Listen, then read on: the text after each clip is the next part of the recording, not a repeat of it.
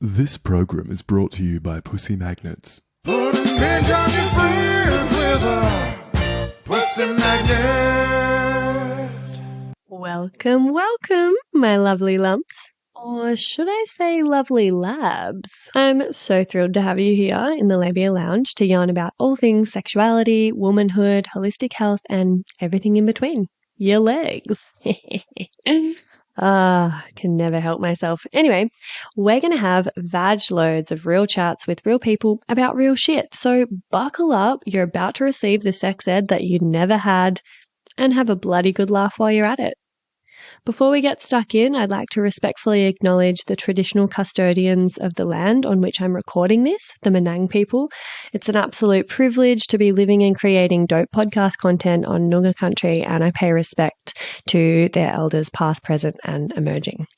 Now, if you're all ready, let's flap and do this. Oh God, is there such thing as too many vagina jokes in the one intro? Whatever, I'm leaving it in. It's my podcast. Don't panic, you're not broken. Your sex education was a piece of shit. Get your flaps out and pull up the couch. It's the Labia Lounge. Hey, lovely labs. So great to have you back in the lounge, and I hope that you've buckled up because this is going to be a really interesting, really inspiring, really meaty one. I can already feel it. I just know it. I've got Bernadette, aka B, from Core Floor and Restore in the lounge with me today to discuss all sorts of things surrounding the pelvic floor, birth, and pre- and postnatal care for this really important, amazing part of the body, because we know that I am also pretty into pelvic floor stuff. So B is a birth lover, midwife, personal trainer, author, wife, mother, and creator of Core and Floor Restore. I said that wrong before, sorry. Core and Floor Restore. She used to wet her hands her pants. She used to wet her pants and her vagina occasionally. Oh my God, I'm doing a terrible job of this, everyone. So sorry. Let me start that again. She used to wet her pants and her vagina occasionally falls out. She holds a couple of degrees and awards, but what she's most proud of is being able to work with birthing people and parents so that they see their true emotional and physical capabilities. So beautiful. What a gorgeous intention. Welcome to the lounge, B. Thanks, no pressure. Got to make it meaty. I thought I was just coming in to have a nap today. Oh no! Should have listened to the podcast beforehand. Getting an hour away from my kids. Well, I know it's going to be meaty because personally I had a really hard time dialing in, sort of drilling down on exactly what to focus on with this episode, because there's so many specific topics that we could have gone on a really deep dive with, but I just get too excited when I've got a guest like you with such a wealth of knowledge on all these things that I'm super interested in. So as usual, I've just decided to try to cram as much in as possible, and I'm hoping that will... Hey, what was that? Epic. That's how I like to roll. So that's great. Perfect match. Perfect. Yeah, well, I'm hoping we're going to have time to cover stuff around preparing and protecting the pelvic floor pre-birth, also during the birthing process, and then also talk about healing and restoring post-birth as well. And obviously we won't be able to do it as much justice and go into each specific thing as deeply, but I hope to do episodes in the future that drill down on each of those things a bit more. So I guess where I would like to start is so I imagine that there's heaps of stuff that, well, I know through working with women on their pelvic floors, there's a lot of stuff that no one talks about, and so many people feel really alone in, with their experience. So I'd just like to give a little bit of space for that, at the top of the episode, to normalize the stuff vagina bubbles, and my friend was having to stick a finger in her vagina when she did a poo because of a prolapse situation, and wetting yourself when you cough or jump on the trampoline. So I'm wondering what are some of the reasons that women come to you and work with you for?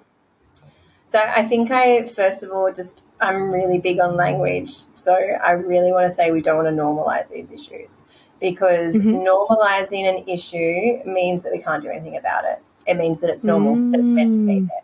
So we don't ever want to normalize a health issue, because that often drives people to suffer in silence. That often drives people to think, well, this is just me, and this is my body, and this is what it does, and this is what it's going to feel like forever. And I often talk about the head fuckery around our symptoms. And I've experienced incontinence since I was 19, and I've experienced prolapse. And the dirty spiral that we go on is often, I'm broken, I can't be fixed, no one will love me for who I am, I can't tell anybody about this because they'll think I'm disgusting, I'm not going to be a fun mum, I'm not going to be able to do what I love, all those things. And so we have to be really careful with the word normal or normalizing, because they're not normal. They're common, yes, and they're much more common than anyone ever experiencing those issues thinks they are. I certainly felt like I was the only 19-year-old in the world leaking urine, and every person that comes to me with a prolapse thinks they're the only, 28 or 32 or 35-year-old with a prolapse. It's just not the case. These issues are extremely common. But I think when we really understand women's health, and we really understand that in 2022, most people are calling their vulvas their vaginas still. Only in 2005 did we work out the size and shape of the clitoris, and we still don't really understand it yet.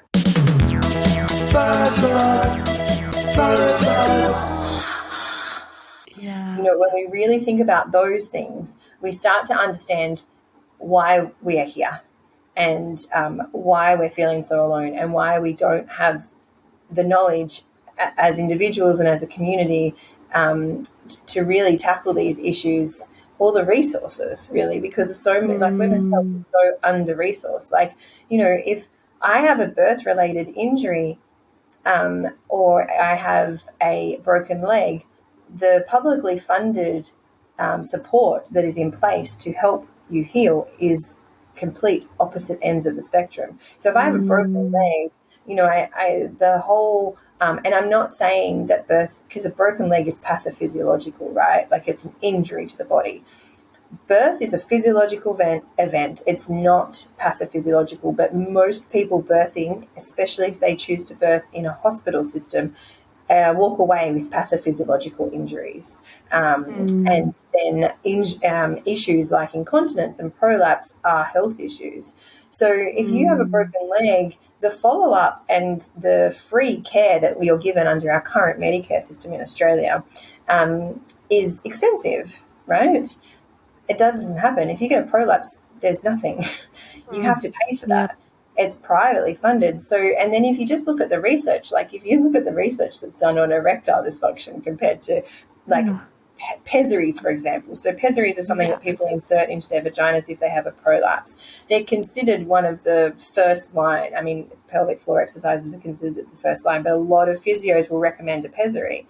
There is 4 decent, and I put that in inverted commas, studies, right? Look at erectile dysfunction. There's thousands. So I really think if we dive into our culture and we dive into where women, have sat in society and where birth has sat and how it's often been, women's business is taboo and it's hidden, we start to understand why we're in this current situation. But it's time to change. It's time to make it better. So to answer your first question, make it better for individuals, but make it better for a community. And I know I was going to answer your question then, but what I forgot to talk about was how much we've lost as a culture in terms of women's business. We used to, we've been around for how many thousands of years, right? And for the majority of that time, women have had women. And there's been special ceremonies and rituals that have been culturally specific that women have gone through. And so bleeding was always seen as a rite of passage, as was birth, because both are transformations. When you bleed, you transform from being a girl to a woman. And when you birth, you transform from being a woman to a mother. And so around all of that was wisdom and knowledge that was kept in the culture, or by the culture, by the wise women. And then as you grew up in that, you gained that knowledge, you gained that trust in your body and a wisdom on how to care and heal. and you just have to look at what we've done to postpartum to realize how much we've lost, but really what we've done to sex education and bleeding, because most women now, the message in our culture is to hold shame around our bodies and to have a hell of a lot of grit. We're getting better, but the fact that we work when we bleed, the fact that we work when we're pregnant, the fact that some countries around the world still don't have paid maternity care, all of this is very, very, very new in women's history, and we're having to adapt really quickly, and there's not a lot of support. There's not a lot of wisdom. There's not a lot of nourishment in this area. And then, we talk about the wisdom. Well, the wisdom has to change because the whole system has changed. The whole culture has changed. But then who are the wise women of this time when what our mothers experienced was completely different to what we experienced, which is, and what their mothers experienced was completely different too. In 3 generations, we've had a huge drastic change on what birth has looked like, on what motherhood has looked like, on what women's businesses look like. So it really is huge when you take a step back and go, wow, we've lost all of that. And what have we gained?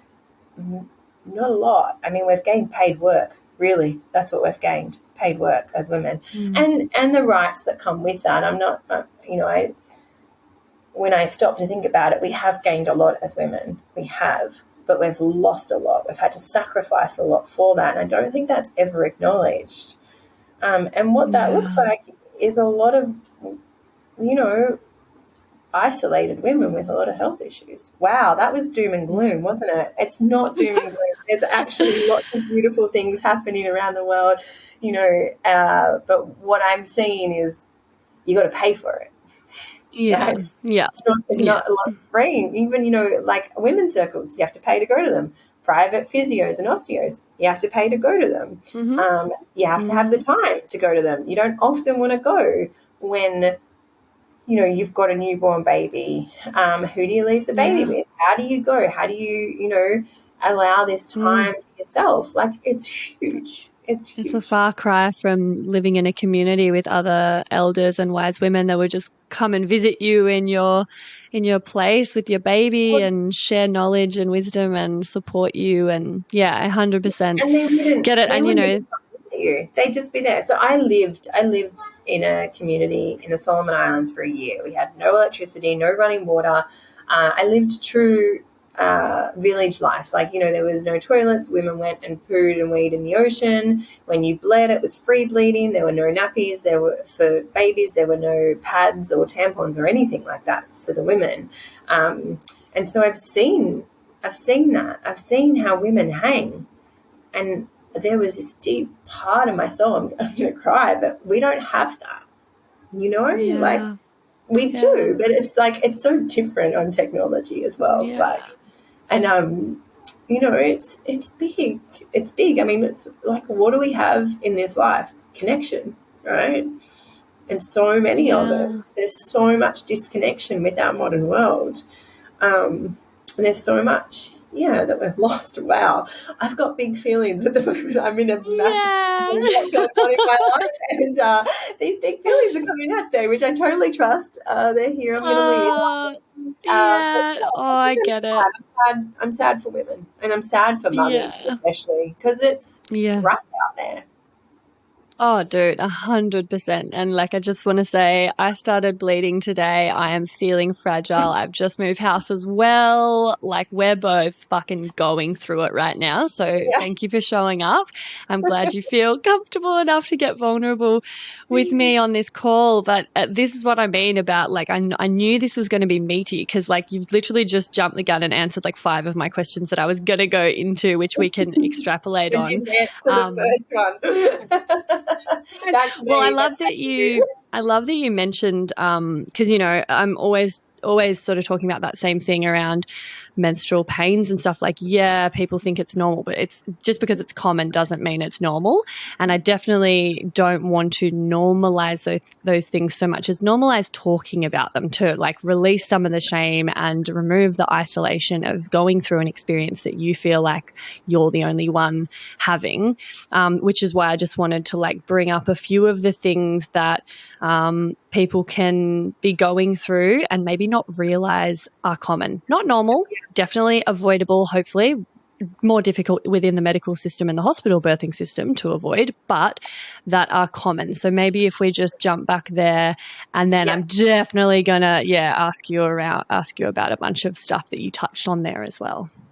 So basically, I think we really have to think about the body as a whole unit, right? So we often think about, and I'll run through issues in the pelvis, but so much of what happens in the pelvis can actually cause issues in other areas. So if we look at the pelvic bowl first, issues that people may experience is really anything to do with what that space is meant to do, its functions. So if we look at weeing, people can wee when they cough, sneeze, laugh, jump. People can have issues emptying their bladder. So they sit on the toilet and they have to wiggle around. People can be power weeers, and this is typically those people that jump in the shower and they don't need to wee, but they power wee. That's a real conditioned behaviour, and less than an issue that's in the pelvis. But that tends to play out, and it gets worse and worse later in life. And there's an issue called lock-key syndrome, where you don't need to go to the toilet when you're at the shops or in the car or in the driveway, but as soon as you put the key in the door, the front door, you need to wee. Again, it's a conditioned issue. But if you haven't got the ability in the pelvic bowl to hold that wee in until you get there, that's when people wet themselves. Night weeing is a big thing, and we typically see this a lot in pregnancy and postpartum. They say around 0 to 1 times in pregnancy, 0 to once a night is the most we should be weeing in pregnancy at night, and 0 times when we're not pregnant. And then so people often will have their babies, and then because they're up, they'll just go to the toilet because I'm up, so I may as well go anyway. So lots of messing with that brain to bladder connection. And then there's issues around feeling like you've got a UTI but no actual bacterial infection, and so that's stinging when you need to wee, or just pain around the urethra, pain around the clitoris, feeling like you need to go all the time, but then when you go, there's nothing there, those kind of symptoms. And then if we we bypass the vagina for a second and go into the rectum, again, it's the same issues with needing to poo. So you mentioned a friend having to digitally splint. So sticking the fingers into the vagina to push the rectum back so it's now in line with the anus and can fully empty.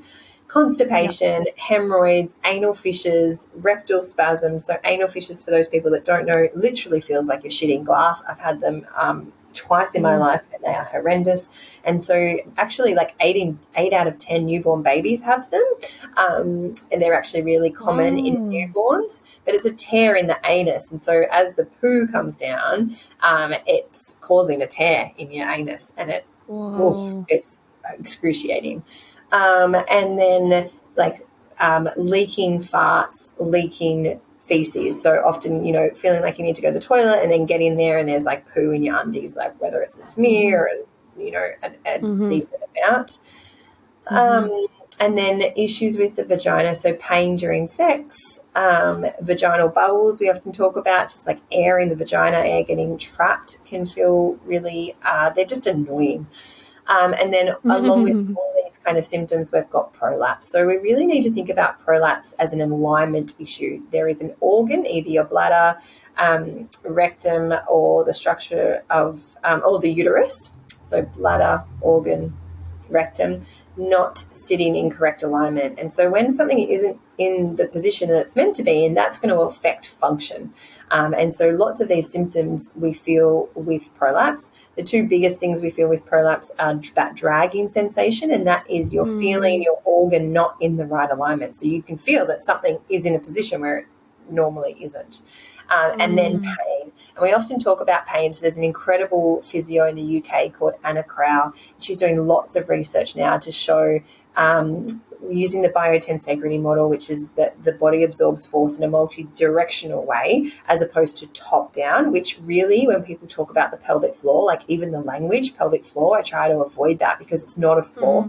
It's much more like a supportive wall, and it doesn't hold everything up the way we think it does. And what I see more when I do internal release work with people like through their vagina in just one-on-one consults online that I do, what we're seeing more than anything is tension in that pelvic floor. So just like if your neck was tense, you wouldn't hold it, it wouldn't function as it is meant to, and you would have pain. When the pelvic floor muscles are tense, there will be pain there. So pain is often associated with tension. And tension and weakness have the same effect. They pull things out of alignment, or they don't allow things to sit in alignment. So we have this big belief that, we have to do our pelvic floor exercises, and that they, are strong. We want a strong pelvic Tight floor. pussy's a good pussy. Yep.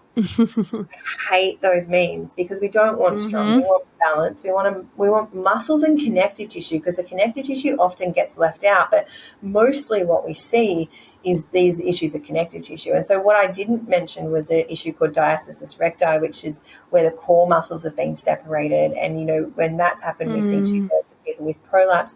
The core, the pelvic floor muscles are a part of the core. We really need to understand our core as a unit, and it stems from the diaphragm all the way down to the pelvic floor, and it functions as one. And so, you can have diastasis recti, and that can be a reason for constipation, because now not everything is being held up.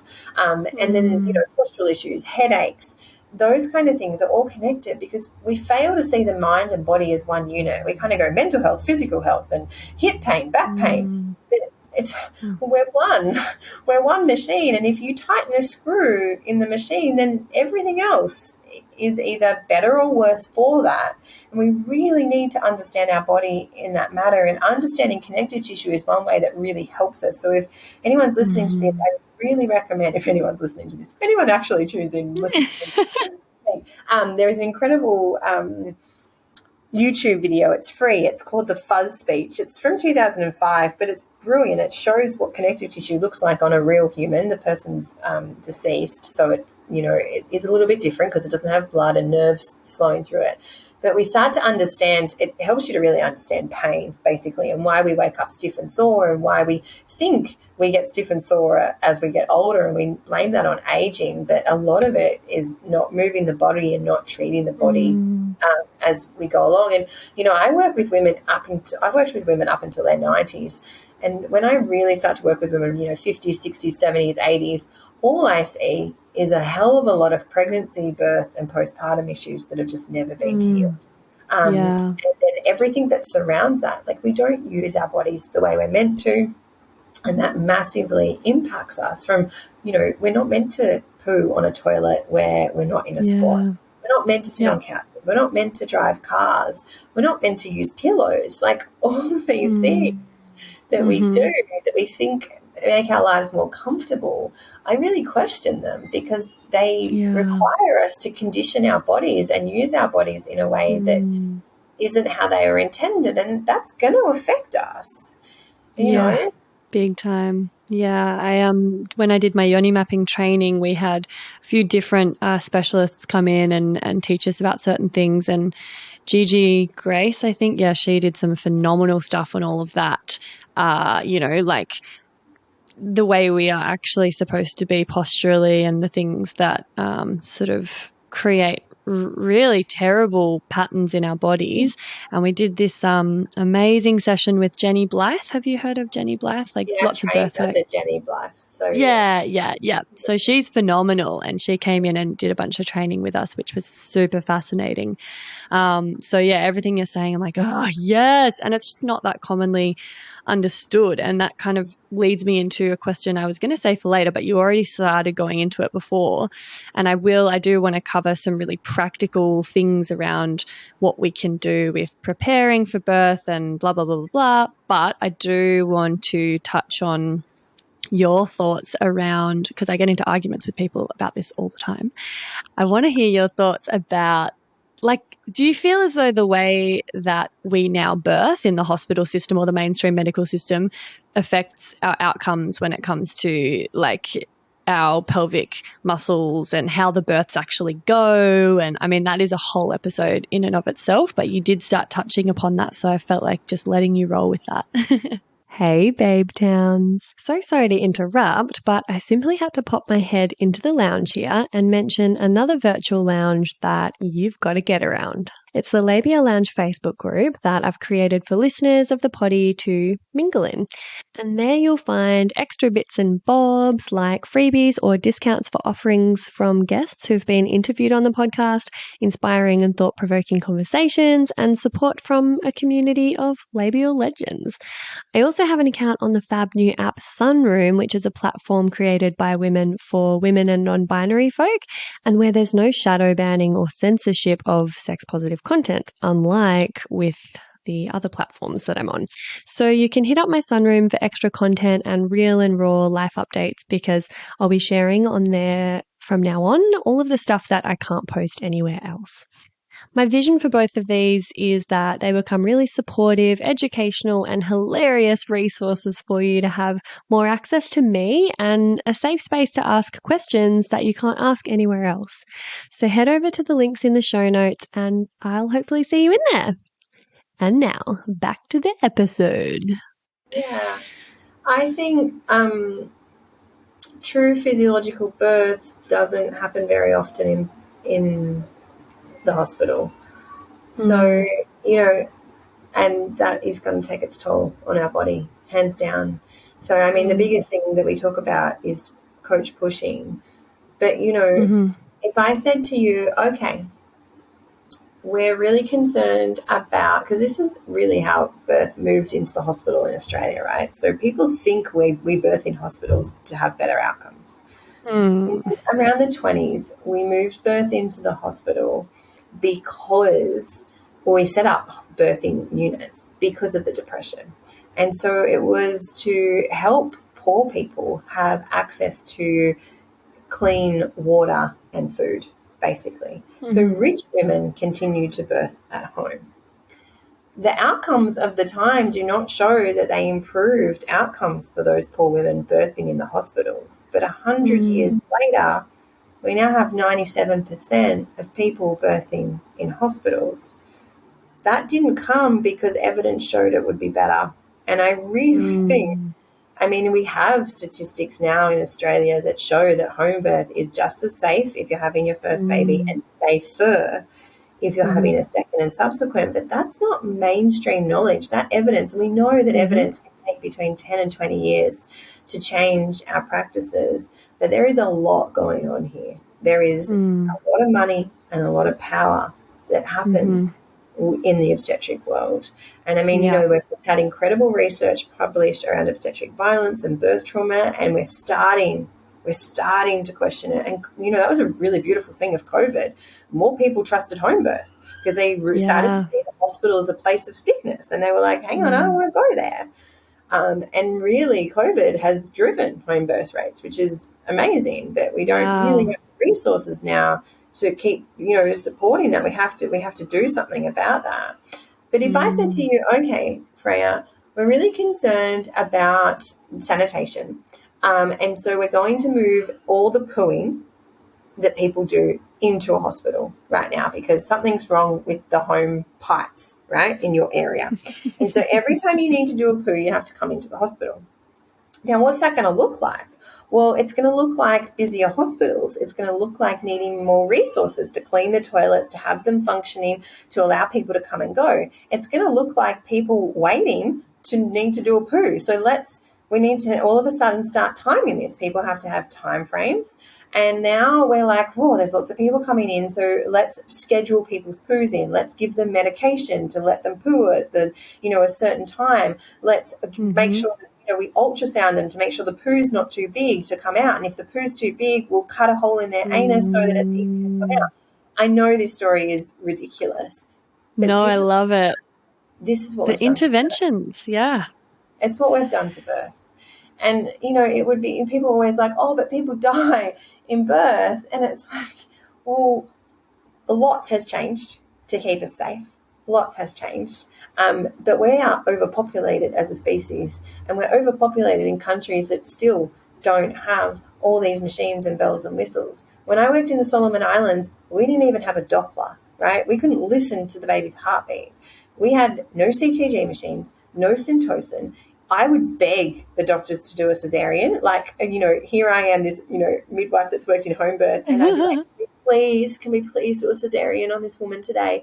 And they'd be like, oh, you white woman, you worry too much. Don't worry about it. She'll be fine. And I'm like, just, like, please, like trying to find the doctors in the town. Like I'd have to go through the town and be like, find them and ask them to come in and do this cesarean, which was the complete opposite of what I was doing in Australia.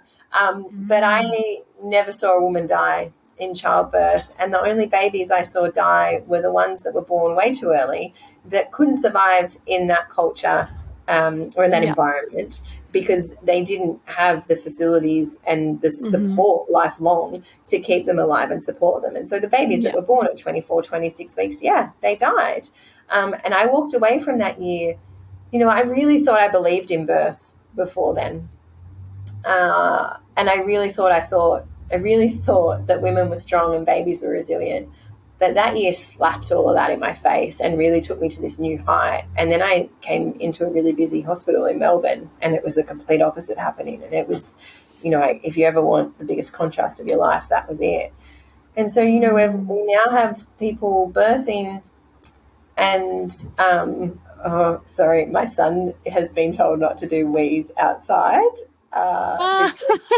Because we're moving and we don't want the front yard to smell like urine, and he's just And gone you can to see away him. and he's checked to see if I'm in the room. Got ya.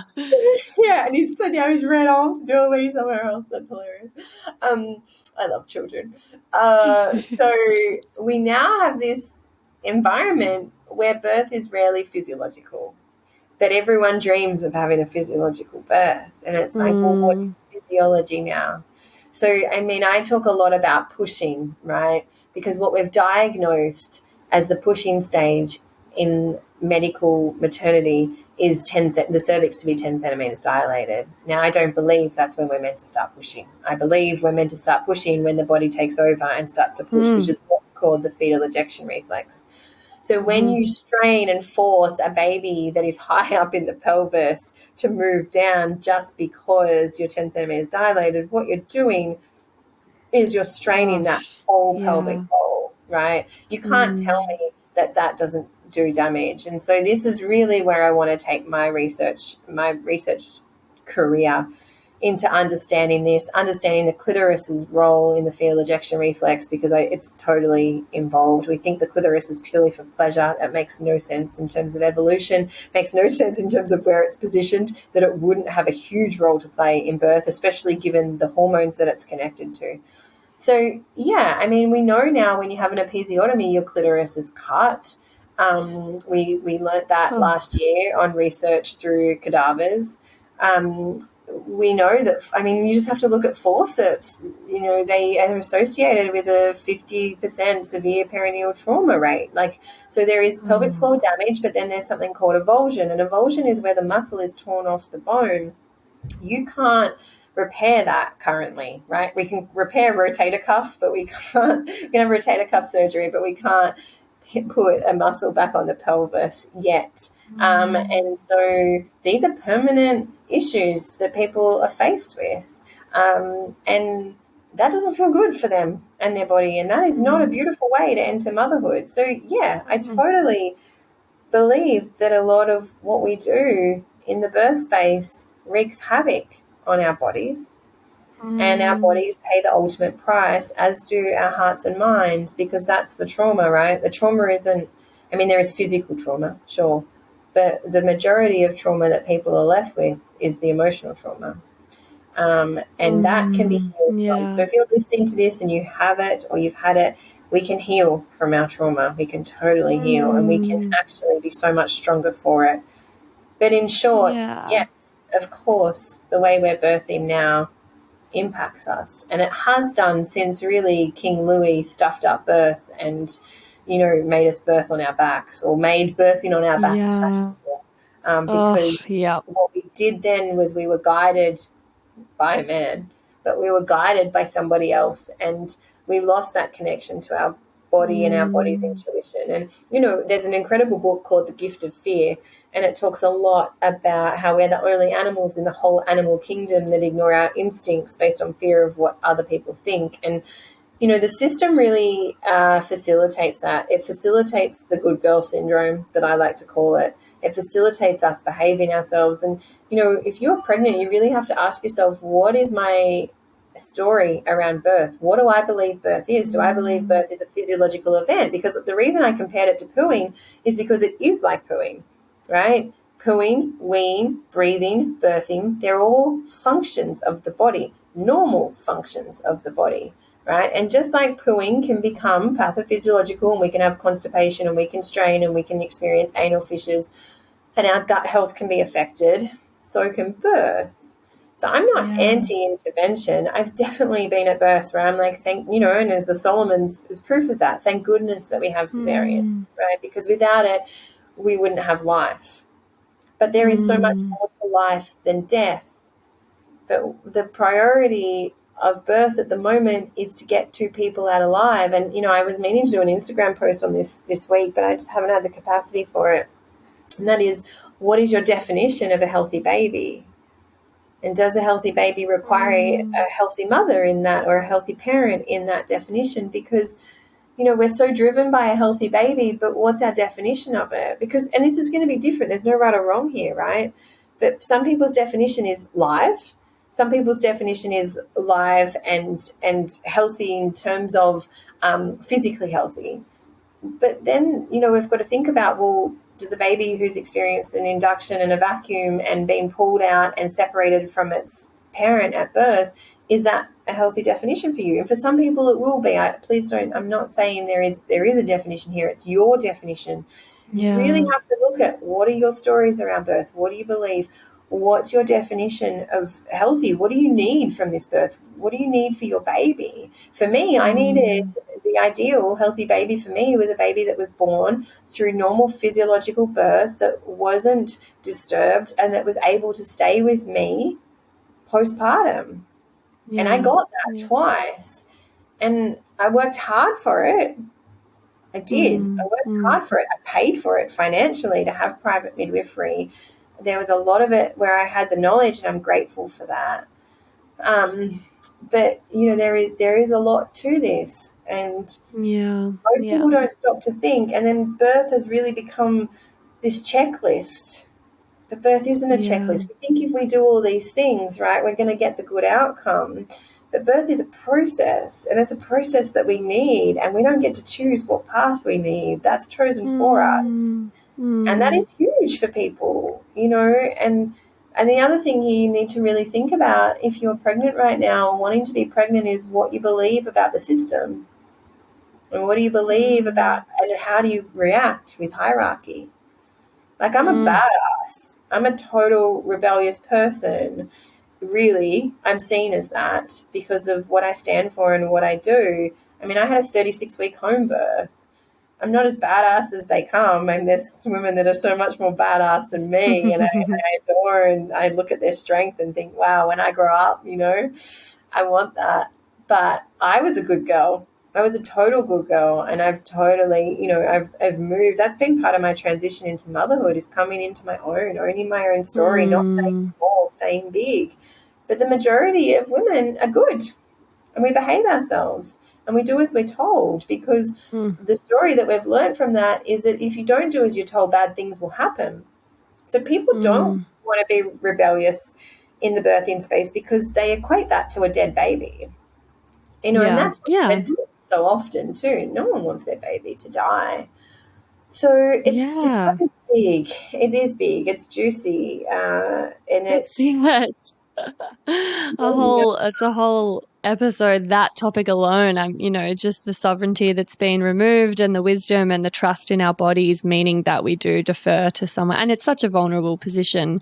We're doing something, especially in a first-time birth, that we haven't done. And so, of course, if there's like this sort of authoritative doctor who's in power, there's this hierarchy, they're telling us they know what's best, we just blindly follow because it's terrifying, and we do equate not trusting in the doctors with dead babies. And there's so much fear mongering, and there's so much mistrust in the natural processes of a human body, that the interventions, I feel like, are just reached for so prematurely sometimes. Sometimes they're necessary and it's great, but it's the same as medications. Like that mainstream medical model just reaches for medications and throws them at people willy-nilly, and they're doing that with the birthing interventions as well, which just is I disagree right? with. Like, that's what they're trained in. They're trained in medicine. They're trained in surgery.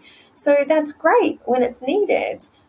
I think it's the failure to recognize that it's not the only path, right? And it's not, for some people it will be the perfect path, but for others it won't be. And for others it will be the perfect path the first time, and then once they've had that experience, they now have the contrast to realize that it's not for them. And that's part of the journey sometimes too. All of this, can we trust? But if you place yourself in a medical system, then you have to be prepared for what they use as treatment, which is medicine and surgery. And there are times where I'm very grateful for that. But you cannot tell me that 40% of people need cesareans to birth their baby. You can't tell me that less than 50% of people are able to go into labor on their own. We haven't changed the stillbirth rate in 20 years. What have we changed? Induction rates, they've soared. Cesarean rates, they've soared. Episiotomy rates. We're doing all this for what? Who are we saving here? No one. The answer is no one. And what we're doing is actually creating really unhealthy families. Like, if you care for me, if I care for you, right? Life is like an expectation. I expect that you're going to be alive at the end of this.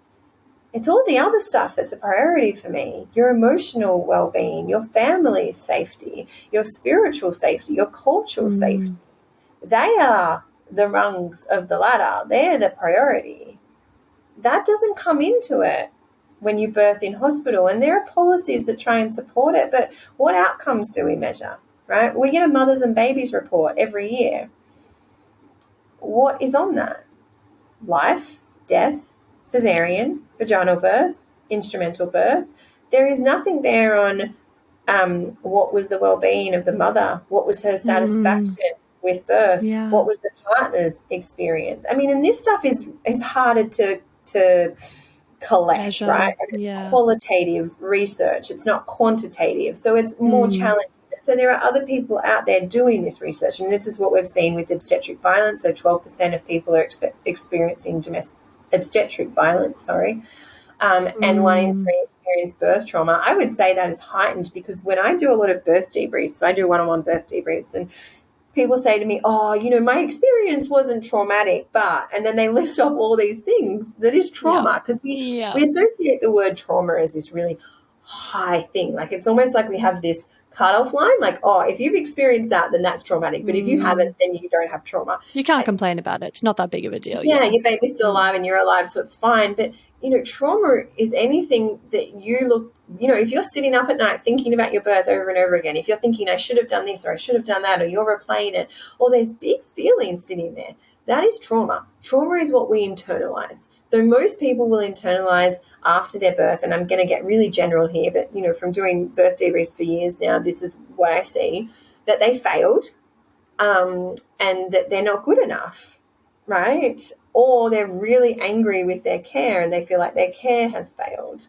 Now, there's a lot more to birth trauma than that, but if I get really generalized, that is kind of the main themes that come out. That is not a way to enter motherhood.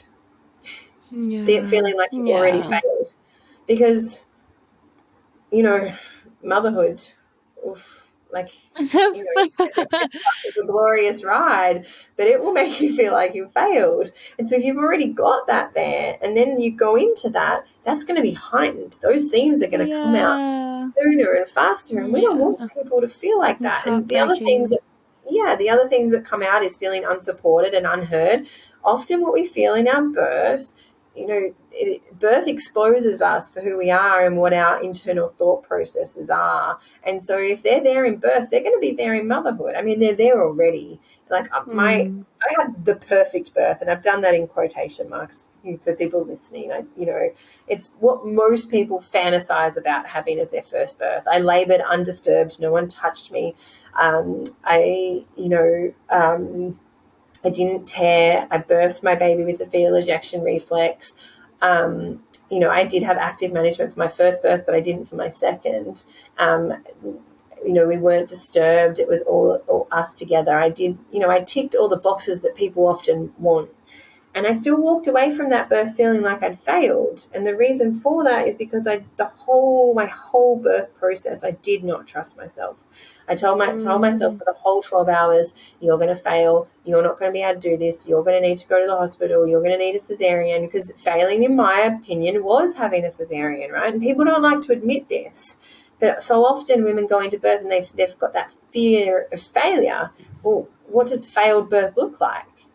I mean, and when you ask people that, they've got no answer, because they're like, oh, yeah, I guess there is no failure really.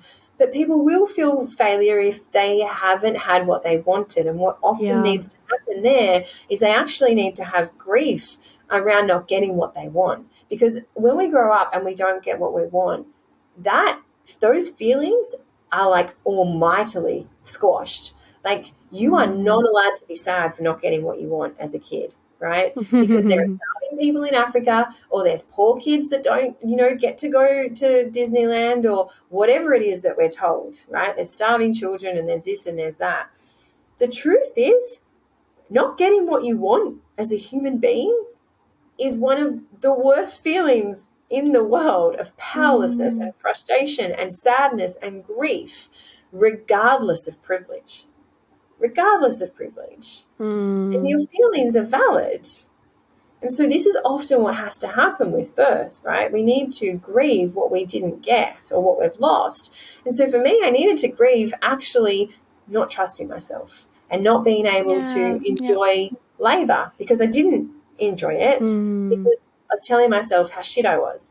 Now, if we look back at Bee's life for the 32 years that were prior to that birth, that is what my life looked like. I would get 100% in exams. I got 97 in my UAI. Like, I was a smart kid, but it was never good enough for me, ever.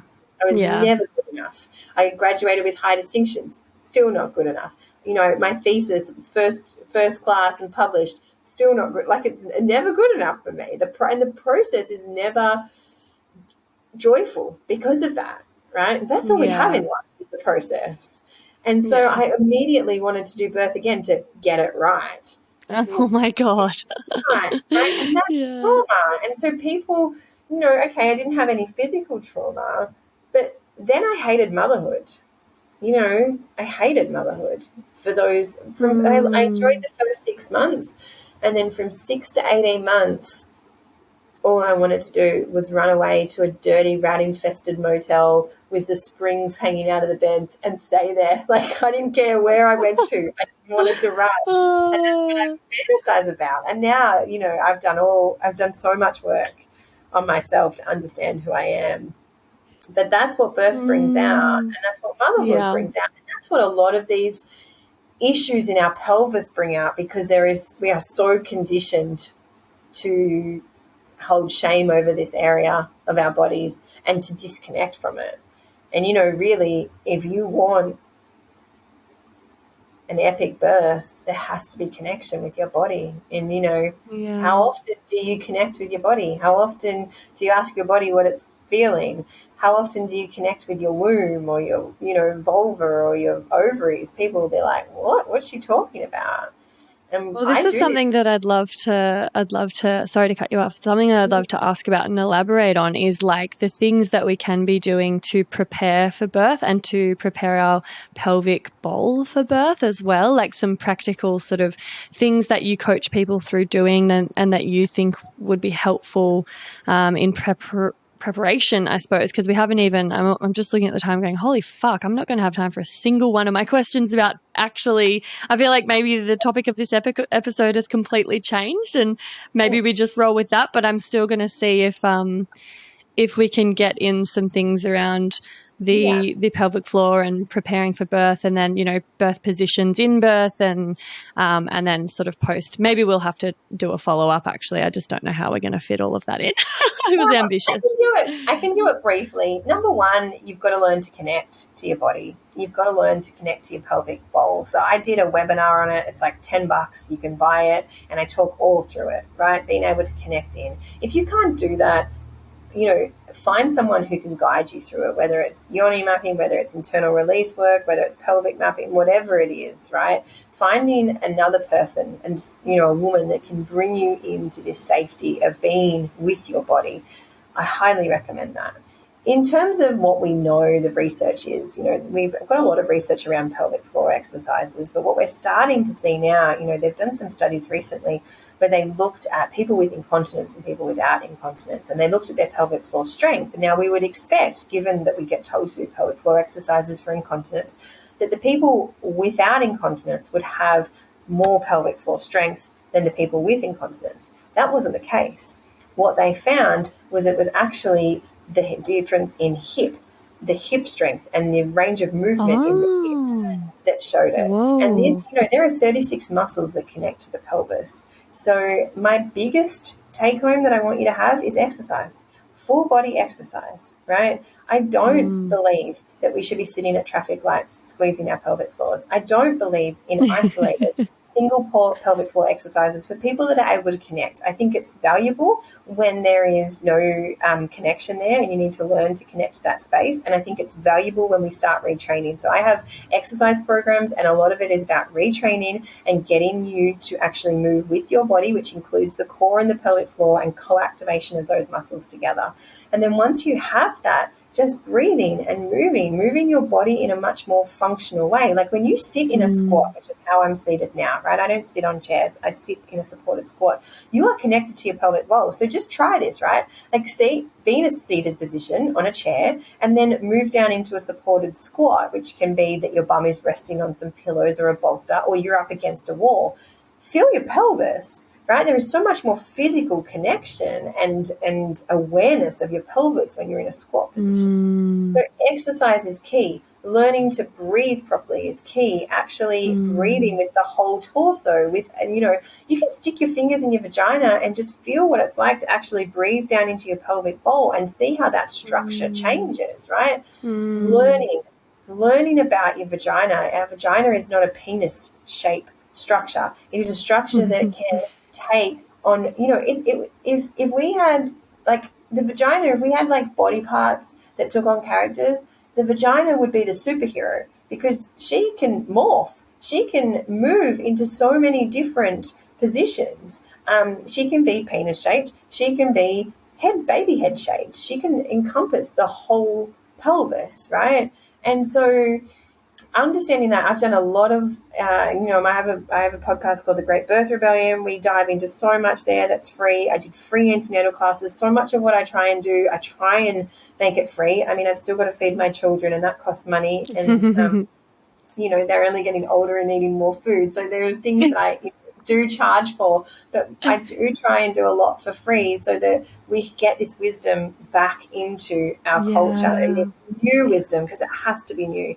And then you have to learn about the system and know what you're going to be safe with. So that they're big parts. And so, you know, perineal massage has good exercise around it. You know, there's traditional forms of perineal massage, which is quite, you know, forceful, and they talk about stinging and burning and stretching. I kind of teach a much more gentle approach, but again, I think it's about giving people options, because there is no right or wrong here.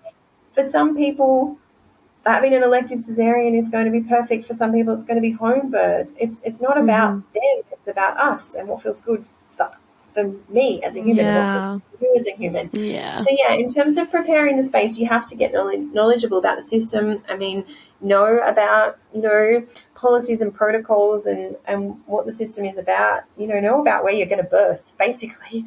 And then doing the best you can to allow your body and baby to be in the best alignment, but also just connecting and trust. Like the ultimate birth prep is to trust that whatever happens will happen. And I'm not saying sit back and don't do anything. There is definitely a whole level of knowledge and preparation that has to happen in the current maternity system. Like, you have to have that if you want to try and decrease your risk of having poorer outcomes. Yeah, because I think like if you're stressed and you're not trusting your body, there will be more likely poorer outcomes because you can't drop into the parasympathetic. You can't allow those muscles to release because you're stressed and you're tensing and you're scared. And so obviously your body's physiologically responding to that sort of terror or mistrust or inability to relax and surrender to the natural process that your body's capable of. So I feel like reading a lot of really beautiful texts like Birthing from Within, or like just even reading books about orgasmic birth, just to show you, not necessarily because you're like, I'm going to aim for an orgasmic birth, but just to show you some examples of how birth can go and be looked at and felt about differently, because the mainstream sort of consensus is like really instilling fear and mistrust in our bodies into us. And, you know, I was talking to some friends the other day who have a friend who is doing a home birth, and they were horrified. They were like, it's so irresponsible for the baby. That's so dangerous, blah, blah, blah. Like, what the fuck is she doing? She's not even going to get an ultrasound. Like, and I was just, we got into I was like, okay, hang on. But it is like the more common feelings around birth because of the ignorance and lack of education, and because of this sort of medical model that we're in, pathologizing fucking every natural process in a woman's body. We go into it having a lot of fear and a lot of mistrust. And I think if you can consume really like empowering, educational, feminine positive resources beforehand, that is preparation for your brain, because you'll already be going in with so much more optimism and trust, and equipped with knowledge that helps you feel empowered and helps you advocate for yourself and stuff. So excuse the interruption, my loves, but I'm shamelessly seeking reviews and 5-star ratings for the potty because, as I'm sure you've noticed by now, it's pretty fab. And the more people who get to hear it, the more people it can help. Reviews and ratings help me curry favour with the algorithmic gods and get suggested to other listeners to check out. Plus, they make me feel really good and appreciated as I continue to pour my heart and soul into creating this baby for you. And I promise I don't mazz over them or anything. I mostly just tuck them away for a rainy day when I'm filled with self-doubt and existential dread about being self-employed, which is fairly frequently. So you see, leaving a review really does make a difference, and it's an easy little act of support that you can take in just a minute or two by either going to Spotify and leaving 5 stars for the show, or writing a written review and leaving 5 stars over on Apple Podcasts. Choose your poison, or if you're a real overachiever, you could do both. Whoa now. If you are writing a review though, just be sure to only use G-rated words, because despite the fact that this is a podcast about sexuality, words like sex can be censored and your review won't actually show up. Lame. Anyway, oh, what was that? Oh, you're going to go do it right now while I wait. Okay. Yeah. No, that's a great idea. May as well just quickly click that 5-star button before we get on with it and, like forget about it and get on with your day. I'm hearing them roll in. I'm hearing those 5 stars. Oh my God, I make myself cringe. Anyway, thank you muchly. You're a total gem, and I'll let you get back to the episode now. I'm going to just comment on that first, though, because it's extremely difficult for most people in mainstream Western culture to do that, right? Like to actually drop into their body. And so I just want to highlight, as beautiful as that is, and as much as that is the ideal, lots of people can feel like they're failed if they're not. And I just want to give some understanding of why we're like that. The majority of us were parented in a way that didn't allow us to trust our instincts. Yeah. So we weren't able to eat when we were hungry. We had to eat at meal times. And it's not just parenting, it's the school system as well. And it's our government. Big time. We've been very controlled and told we need to be a certain person and do a certain thing. And so we don't eat when we're hungry. We don't sleep when we're tired. We have a bedtime. we don't often wee and poo when we need to. We have to wait to wee and poo at recess or lunch because, you know, who wants to ask to go to the toilet and get in trouble at school? Or, you know, we go to get in the car and our parents say, just do a wee before we go on this car trip. I don't need to. Just try. And then the biggest things is around emotional well-being. You know, when mum comes home from work, you know she's had a bad day. And you say, what's wrong, mummy? And she says, nothing, I'm fine. And so most of us get to this point, and you can consume, you know, there's so much out there that can help you on this journey to trust yourself. But if birth is the very first time you've relied on yourself to, you know, you've tried to trust your instincts, and you've done that in a system, that is so challenging. So challenging. So I mean, I'm thinking of people here that are listening that have birthed before or perhaps are pregnant. You know, you really have to think about what is going to help to keep me safe, right? And knowledge is one of those things. So yes, read the books, know the alternatives, learn about normal physiological birth, everything that you said, I totally agree with. And yes, go for it. But also, who are you? What do you need to feel safe? What do you need to feel supported? And there is no right or wrong. For some people, feeling safe and supported is a private obstetrician and an epidural. And that's just the fact. We don't, I mean, for people like me who've experienced physiological birth, the reason we're passionate about it is because we know what it feels like and we want it for everybody else. We want it for everybody else because there is nothing in the world. There is no orgasm that can compare to birthing a baby. Nothing physiologically. And the majority of women are robbed of that. And that breaks my heart because at the end of this life, when we turn back, and I've died. I was bitten by a brown snake, so I've completely died. And I've gone through that. Yeah, I've gone through that process of like dying, and dying is incredibly peaceful at the end, right, when you get to that. But when you're in those moments and you're looking back, right, of what life was, what do we have? We have the connection and we have these moments. And so people like me who've experienced it, we fight for it for others because we want them to have it too. But the truth is, not everyone wants it. So who are you? What do you need? And sometimes we need the shit show. Sometimes we need the contrast to really drive us into being an instinctual being that trusts.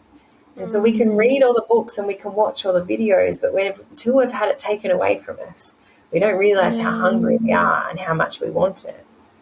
You know, and I just want to say, if you have experienced that kind of birth trauma and that has been robbed from you, you can heal and you can make it an incredibly empowering experience later on once you've processed and moved through it. But yeah, it is extremely hard. So often, I mean, you know, the people you and I deal with, maybe that they're not like that so much, but so much of the mainstream world, they've never listened to their body before. And then they get to birth and we're like, trust your body, go with your instincts.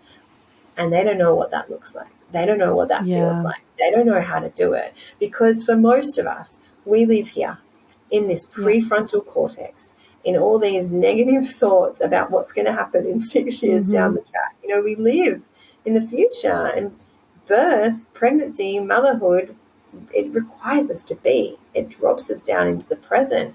And a lot of people struggle with that. A lot of people don't know how to do that.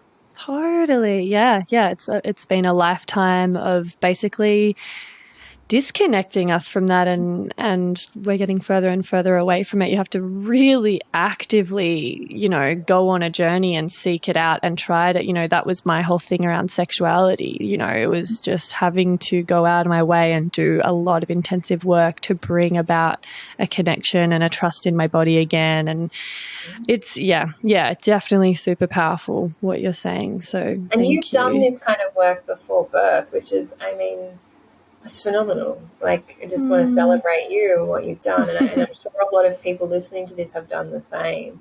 I guess I'm always really conscious that everyone can listen to this and really trying to support everyone because you want everyone to be able to feel heard, really. Totally. And that's options enable that, choice enables that, and so often the system doesn't allow it. So often the system takes our choices away, takes our voices away. And we're so conditioned, and you touched on this before, we're so conditioned to listen to external authority around our bodies. And we're never, you don't sit down with a doctor and they go, so, and I'm not saying all doctors, there's some there's some fantastic doctors out there, there's some incredible human beings out there doing maternity work, so I don't want to generalize it, but, well, what do you feel? What's your gut telling you? Is this a full body yes for you? What are you thinking? We don't often, those conversations aren't happening. We go with the problem when we get told the answer of what we need to do. It's not often this mutual discussion around, well, are there alternatives? And I think, this would more align with me. There isn't that profession really that holds that. Every kind of profession you go to, they're going to show you what they're good at and offer you what they believe in. And ideally, you're the person that's kind of project managing your body and what's happening to it. And that can be tricky because most of us weren't raised with learning effective communication. No. That often is what I see in the maternity care system. We don't communicate well. And I mean, it's an interesting position to be put in to then try to communicate and be assertive when we're frightened. We don't have the trust in our bodies. We are all of a sudden in this environment where there's this power hierarchy and we're being told this is the way that things are done. This is what needs to be done. We're just like, holy fuck, okay, like do whatever. I just want my baby to be okay. And okay, cool. And then I just hear from so many clients, these absolute horror stories about how the doctor, anyway, I won't even go into that, but it's just interesting because up until a certain point in my life, I just always assumed, I was like, oh, gross. I'm not going through childbirth. That sounds fucked and painful and there's no way. And I'm just going to elect for a cesarean, or like, I'm just going to get an epidural straight up and away we go. And the more I could avoid having to actually be in an experience in my body that was scary or unpleasant, the better. Like that was my goal. And that's just how we're kind of taught. Like most people probably feel like that, like, or a lot of people, and That's I don't blame them. Birth, right? That's what I mean. What is your story on birth? People will come to me for birth preparation chats and I'll ask them that and they'll be like, oh, like, have you been to a birth? Have you seen a birth? What do you think birth is meant to look like? What do you think about it? And, it is. Most of it is medicalization because look, Instagram is a great tool, social media and YouTube, we're seeing lots more come out and people are being able to be educated through that. But typically our upbringing is seeing birth in the movies, and this is where Coach Bushing really comes into it too. Everything that we see is that forcing the baby out. And if you're watching American TV, they're in a gown for a start, so that that's like pathophysiology, like straight out in terms of our vision. Oh, you're in a gown, so you're sick.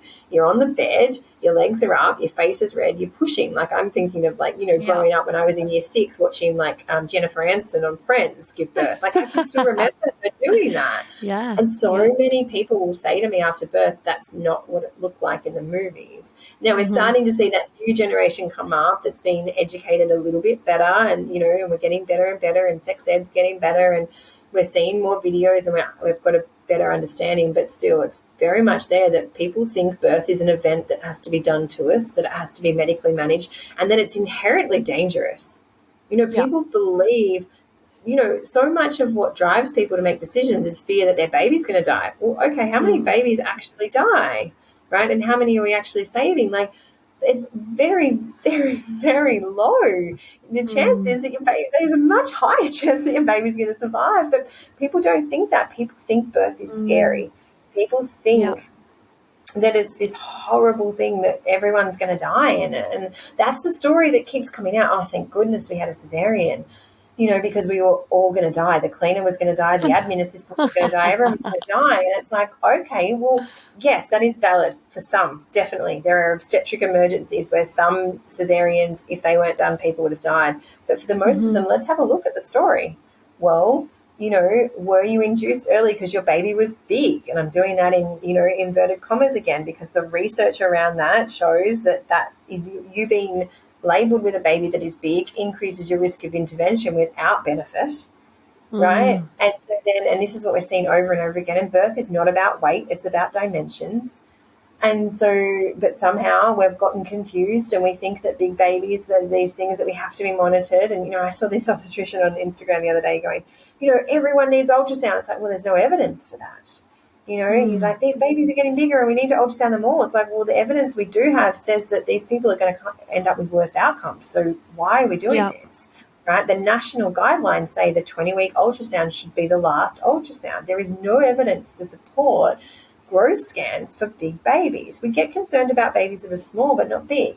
So, okay, we get this induction for a big baby, and then what does that look like? Well, then do you have an epidural, and then do you have a trial of forceps in theatre that doesn't work, and then you have a cesarean, and then the baby comes out with fetal distress, and, Syntocin and the drug that we use for induction, the product information says this can cause fetal distress, but no one's told that when they've got an induction. And so then, we say, oh, the baby was so distressed. Yeah, why? Was that baby distressed in natural, undisturbed physiological labour, or was it disturbed in a medically managed event? And did that medically managed event need to happen? Yeah. And this is, but the message goes out, birth is scary. We all nearly died. Thank goodness for cesarean. Right? And that will be the case, but for a very small amount of people. And I mean, it's tricky. There is so much here that is cultural. Someone asked me the other day, is there ever a need for coach pushing? Physiologically, no, in my opinion. Culturally, yes, a hell of a lot of it. You really have to understand what we believe as a culture and what we do, right? So when I was in the Solomons, if a baby died, it wasn't a big deal. It was sad for the person who birthed it, the mother, but it wasn't a big deal. If an old person died, and I've worked in Aboriginal communities in remote Australia too, and I very much saw the same thing. If an older person died, there was a huge process of grief and loss and sorrow, right? Because that person mattered. Their personality was big. They'd contributed a lot to society. Now, I'm not saying there's a right or wrong here, but we are the complete opposite in Australia. If an old person dies, we say, well, they've had a good innings. And if a new person dies, we mourn the loss of the life they didn't get. So it's a complete reverse. So that drives us a lot in maternity care. The other thing is that we do not value mistakes.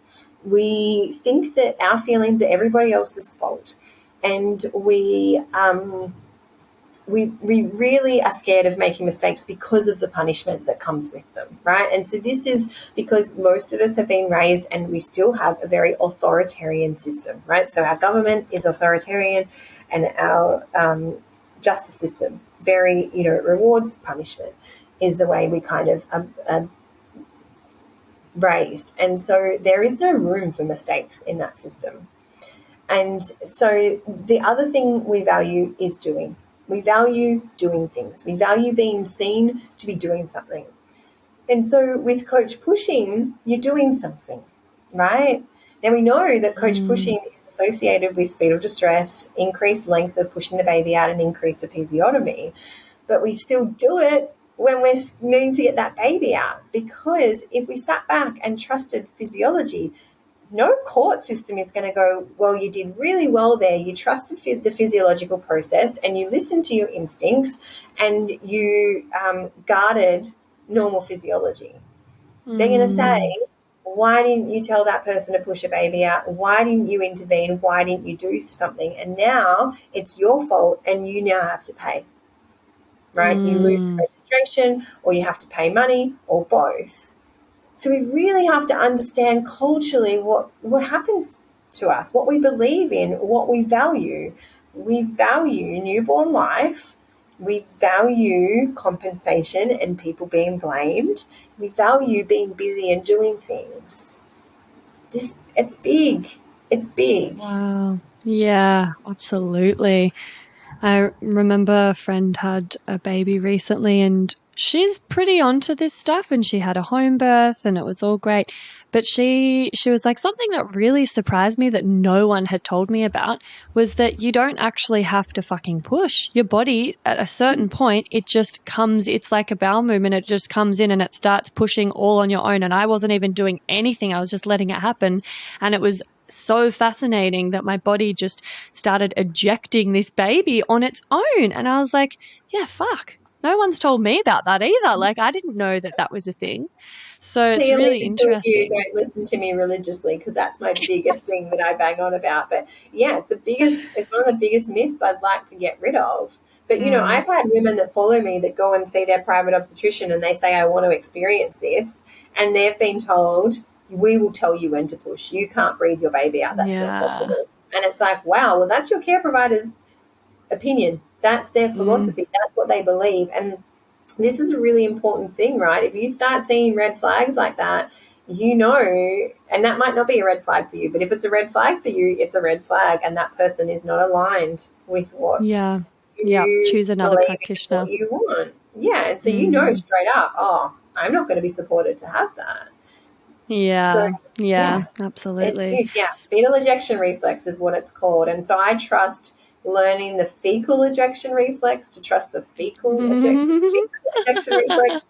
It's basically learning how to push your poos out passively. And so if you want to, there's an Instagram reel I did called How to Have the Best Poo of Your Life. And you can watch how to start trusting the fecal ejection reflex, because it's the same. And, you know, this is about what can we do in pregnancy and even preconceptionally to get people to trust their bodies more, so that they feel able to trust their bodies in birth. And, you know, you gave that great idea of like reading things and that, but we really want to drop people into their body and be like, okay, we'll do a poo without actively pushing.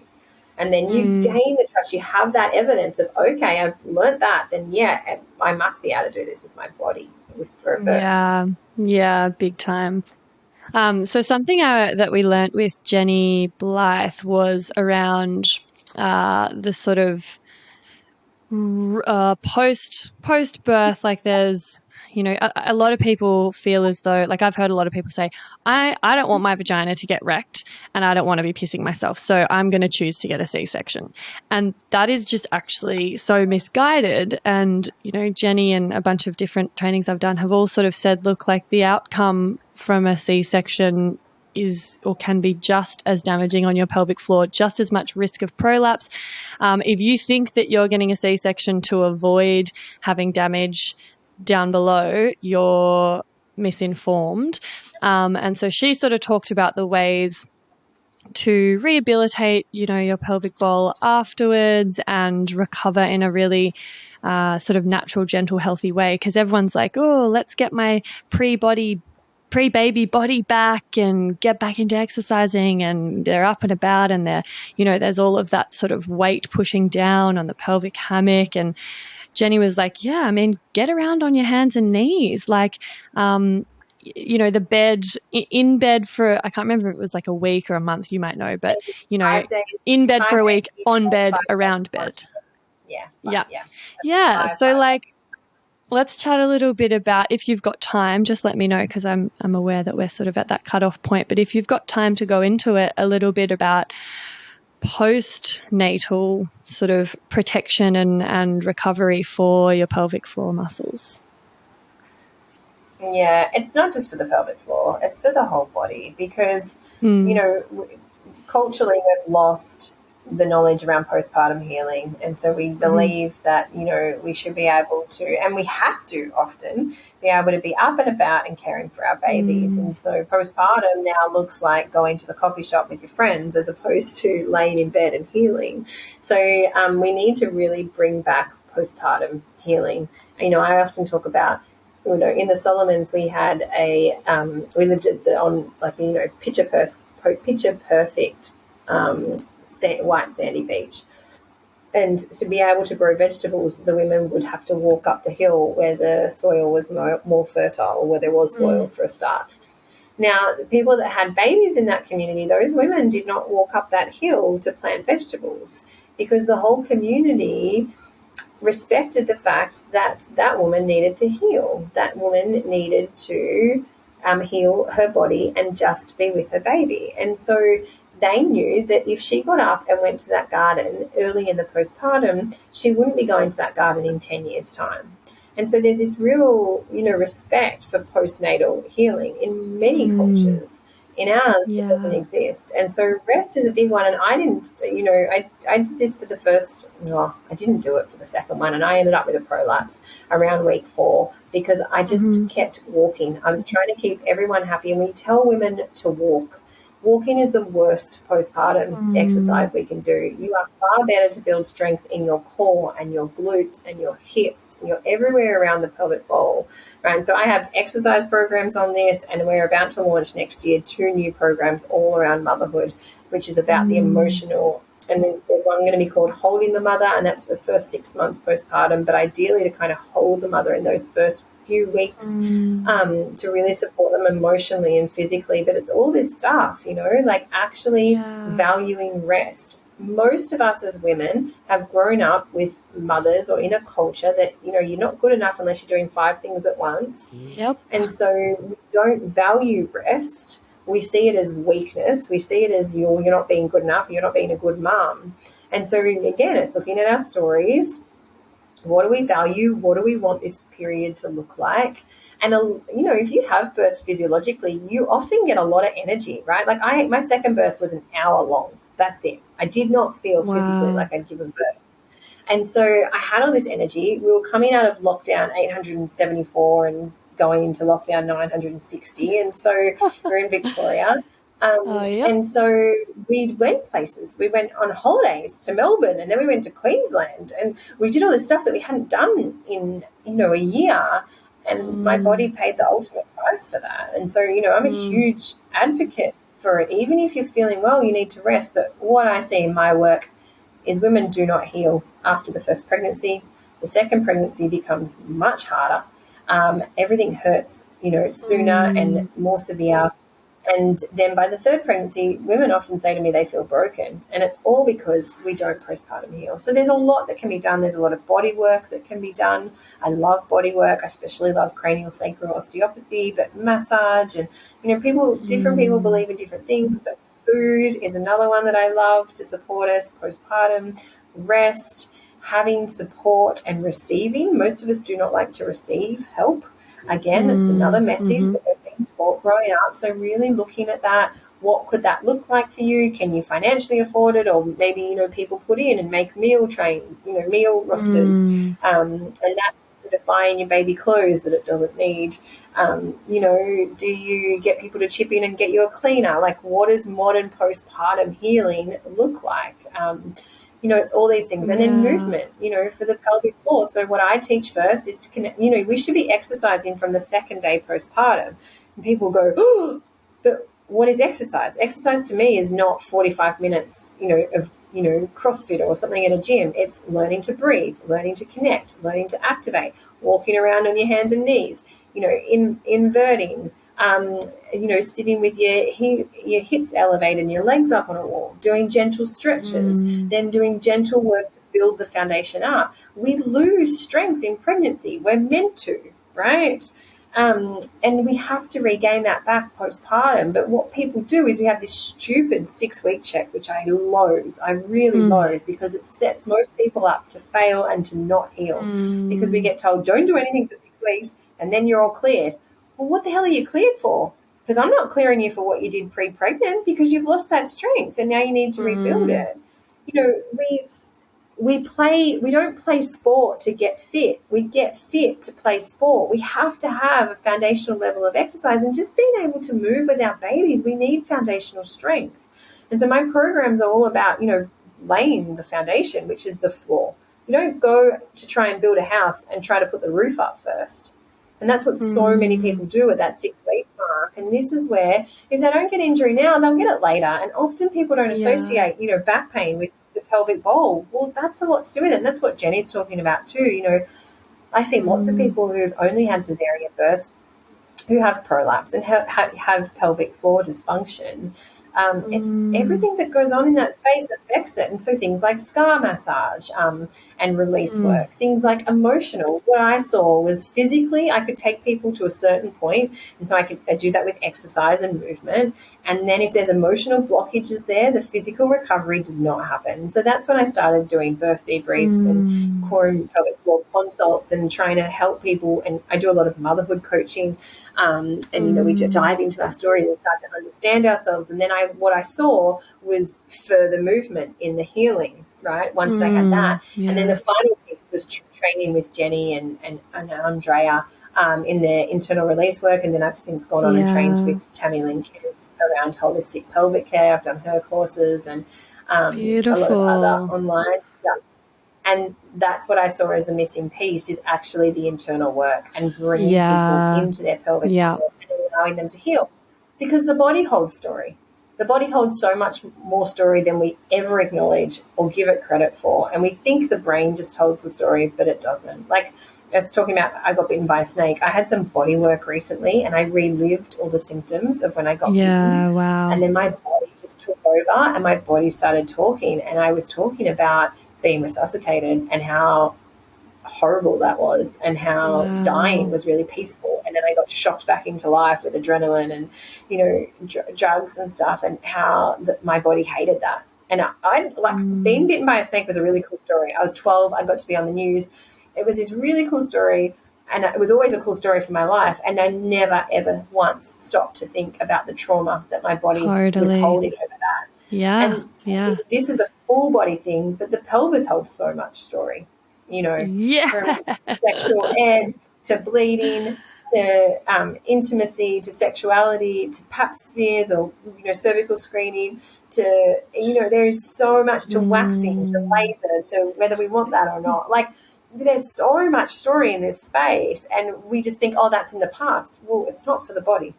You can pretend it's the past for your mind, but it's not for the body. And these stories pop up in birth and they pop up in postpartum. And so that one-on-one connection and physical touch, the body. Hey, me again. If you'd like to support the potty and you've already given it 5 stars on whatever platform you're listening on, I want to mention that you can buy some really dope merch from the website and get yourself a Labia Lounge tote, tee, togs. Yep, you heard that right. I even have Labia Lounge bathers. Or a cute fanny pack if that'd blow your hair back. So if fashion isn't your passion, though, you can donate to my Buy Me a Coffee donation page, which is actually called Buy Me a Soy Chai Latte, because I'll be the first to admit I'm a bit of a Melbourne cafe tosser like that. And yes, that is my coffee order. You can do a once-off donation or an ongoing membership and sponsor me for as little as 3 fat ones a month. And I also have a Sunroom profile over on the Sunroom app, as I've mentioned. And I also offer one-on-one coaching and online courses that'll help you level up your sex life and relationship with yourself and others in a really big way. So every bit helps, because it ain't cheap to put out a sweet podcast into the world every week out of my own pocket. So I will be undyingly grateful if you support me and my biz financially in any of these ways. And if you like, I'll even give you a mental BJ with my mind from the lounge itself. Saucy. And I'll pop the links in the show notes. Thank you. Later.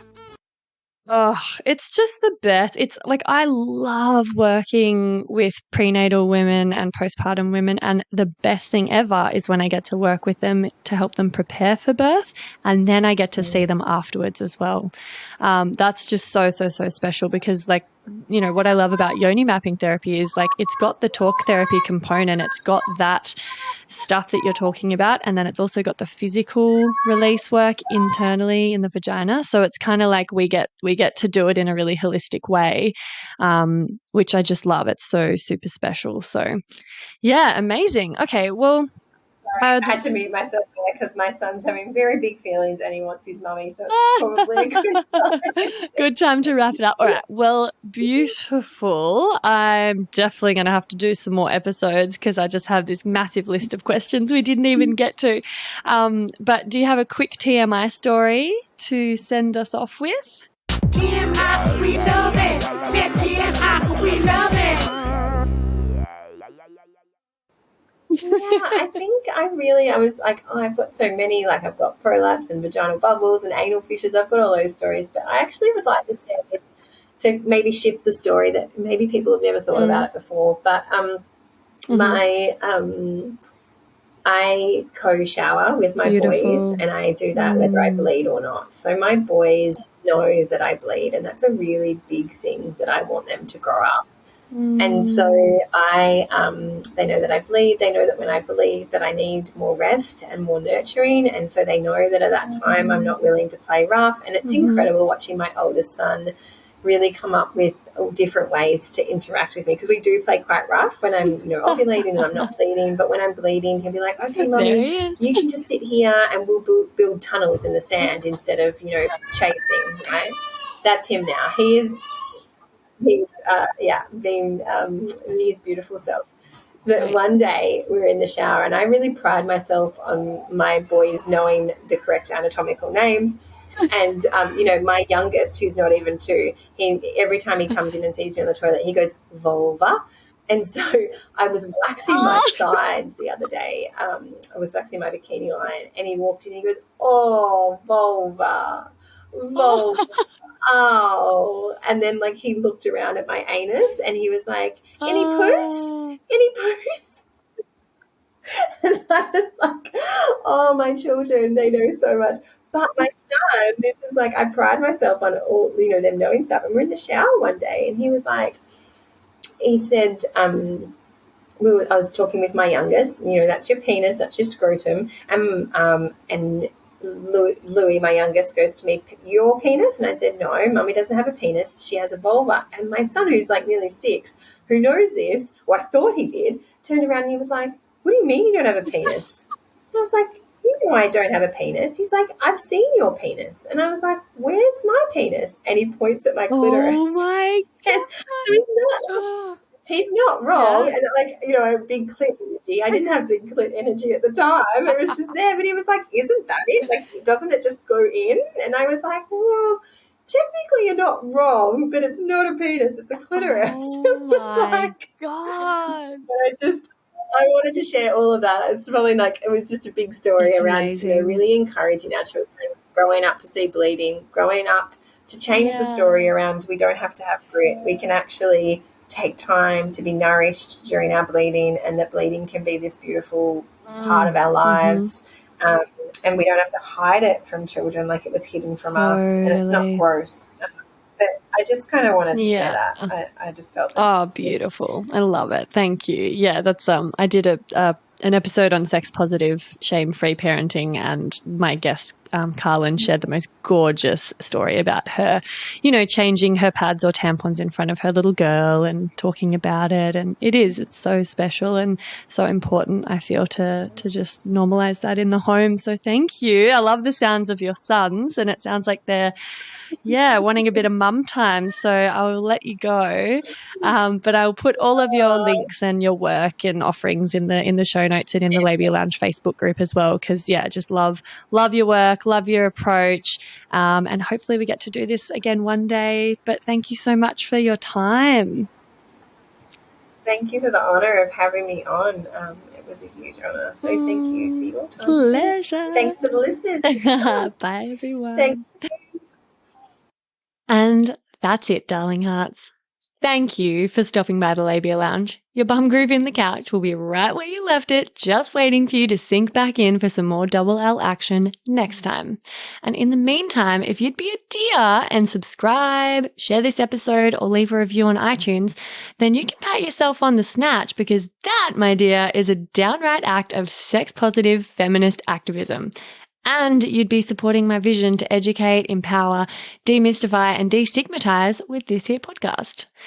Also, I'm always open to feedback, topic ideas that you'd love to hear covered, or guest suggestions. So feel free to get in touch via my website at freyagraph.com, or say hey over on Insta. My handle is Freya_Graph_YMT, and I seriously hope you're following me on there, because damn, we have fun. Anyway, later labial legends. I'll see you next time.